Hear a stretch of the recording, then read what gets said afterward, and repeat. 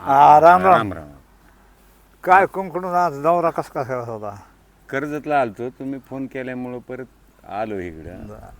आणि आता मला एकच विचारायचे की बुवा चालू काळात पावसाळा थोडा कमी होतोय किंवा एखाद्या जागेवर ज्यादा होतोय, तर लोकांनी त्या पावसाच्या अंदाज अनुसार पिकं कोणची घ्यावात. आता लोकांचं सगळ्यांचं काय चाललंय की बुवा उडीद पेरावात, तुरी पेरावात, अनेक काय दुसरी इतर पिकं पैशाची करावात.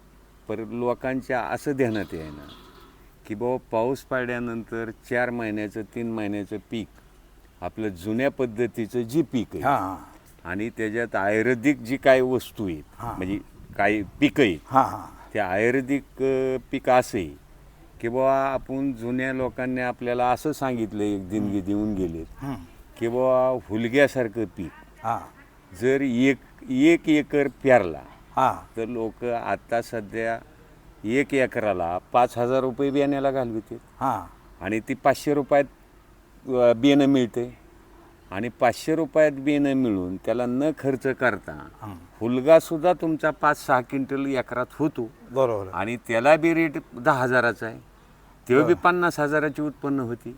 तुमच्या अनेक ऊसाला किती पैसे घालून ऊसाचं फक्त तुम्हाला समाधान आहे आणि ऊसाचा मोबदला तुम्हाला काय पूर्ण मिळत नाही. पाऊस आला की दुष्काळ पाऊस आला की दुष्काळ पडतो, तुमच्या हातातलं पीक नाही. हो बरोबर. कारण हातातलं नाही, तुम्हाला जवा कारखाना नेईन त्यांच्या हातातलं पीक आहे.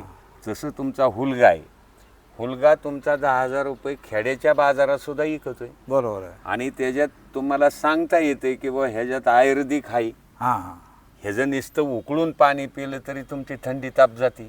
आज थंडी तापीला सुद्धा डॉक्टर 500 म्हणजे थंडी ताप आबा ह्याच्यात 3-4 हजाराशिवाय थंडी ताप नीट व्हायना. तर हुलग्याचं पाणी उकळून जर पिलं उकळून तर तुमचं त्या आजारपणातनं 50% बरं होते. बरोबर. म्हणजे तुमचं तिथं सुद्धा पैसे वाचते. आपल्या जवळच सगळे म्हणजे आरोग्याच्या दृष्टीने ते होतंय सगळं. आपल्या जवळ सगळे, पण आपण त्याचं काही लक्ष देत नाहीत आणि लोकांना ती काय पटत नाही. लोक काय म्हणते त्याला आता हुलगच कसं पेरावा. तुम्ही त्या हुलग्याच्या शेतीकडे जर आली जुन्या पूर्वीच्या लोकांनी तर तुम्हाला काही ह्या समाजात किंवा तुमच्या घरात आरोग्यापासून सगळा धोका टळ. आणि हमखास उत्पन्न कमी पावसात. हमखास उत्पन्न कमी पावसात ते कुचमत नाही, त्याला पाणी द्यायचं नाही. आणि आताचा जो खरीपाचा पाऊस असतो आपल्याला लय भरपूर नाही, आपल्याला फक्त सातड शिताड किंवा थोडाफार पेंडवालता होतोय, त्याच्यावर सुद्धा हुलगा चांगला येतो. मग त्याला फवारणी नाही लागत, त्याला काही लागत नाही. म्हणजे तुमचं सेंद्रिय खतावानी सेंद्रिय पिकावानी त्या हुलग्याचं मटकीचं म्हणजे सगळं. किंवा काहऱ्याळ, आता काहऱ्याळ कोणीच करीना. तुम्हाला शेंगदाण्याची गरज नाही, तुम्हाला 120 रुपये 150 रुपये किलोनी शेंगदाणा आणायची काय गरज आहे. तुमच्याजवळ जर तुम्हाला 20 किलो एका कुटुंबाला काहऱ्याळ झालं तर तुम्ही पसाभर घ्यायचं, ते वाटायचं. तुम्हाला काय म्हणावं असं चव शेंगदाण्यापेक्षा येते. आणि सेंद्रिय मिळते, त्याला खत नाही, औषध नाही, काहीच नाही ना.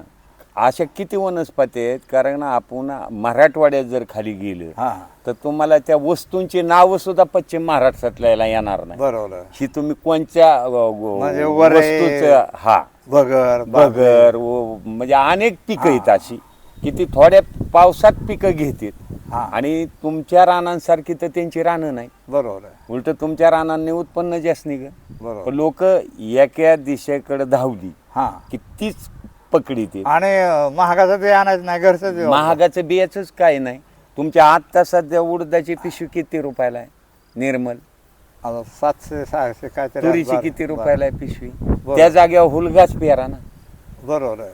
उत्पादन खर्च कमी आणि त्याला काय पुढचं झटणं नाही ना. तुम्हाला तो मावाचा आला काय नाही. एकदा हुलग्याला ईदभर आला की त्या एका हुलग्याची म्हणजे एक हुलग्याचं झाड ती 10 झाडांना वाचवित आहे आबा. बरोबर. आता असा बी त्याचा एक प्रयोग आहे. बरोबर. तुम्ही एक हुलग्याचं झाड आहे ना ती 10 झाडांना घेऊन चालतं. बरोबर. आणि एक हुलग्या म्हणजे हुलगं पिकलं तर 10 माणसांचा आजार बरं. बरोबर. हुलग्यासारखं नाही, मला मान्य ना, हुलग्यासारखं ते घेतलं पाहिजे.